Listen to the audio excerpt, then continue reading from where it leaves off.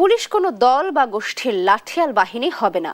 একটি দক্ষ ও আধুনিক আইন শৃঙ্খলা বাহিনী হিসেবে গড়ে তুলতে সরকার ইতোমধ্যে জনবল বৃদ্ধির সহ নানা উদ্যোগ নিয়েছে বলে জানিয়েছেন স্বরাষ্ট্রমন্ত্রী সালাউদ্দিন আহমদ।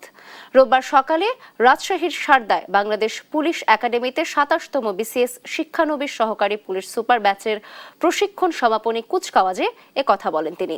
এ সময় সরকার দায়িত্বে আসার পর থেকে রাজনৈতিক হস্তক্ষেপ থেকে সম্পূর্ণ মুক্ত রেখে পুলিশ সংস্কার কমিশন গঠনের বিষয়ে কাজ করছে বলেও জানান স্বরাষ্ট্রমন্ত্রী। গণ অভ্যুত্থানের পর গণমানুষের প্রত্যাশা পূরণে দুর্নীতিমুক্ত থেকে জনবন্ধু হিসেবে কাজ করার আহ্বান জানান তিনি।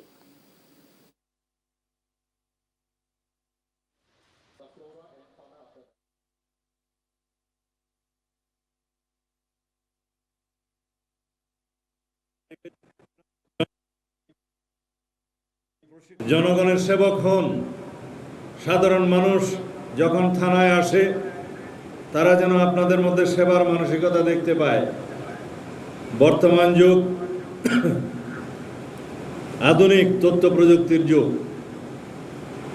সেজন্য ডিজিটাল অপরাধ দমনে আপনাদের সর্বোচ্চ কারিগরি জ্ঞান অর্জন করতে হবে। সাইবার নিরাপত্তা থেকে শুরু করে আধুনিক অপরাধ তদন্তে আপনাদের অগ্রণী ভূমিকা পালন করতে হবে।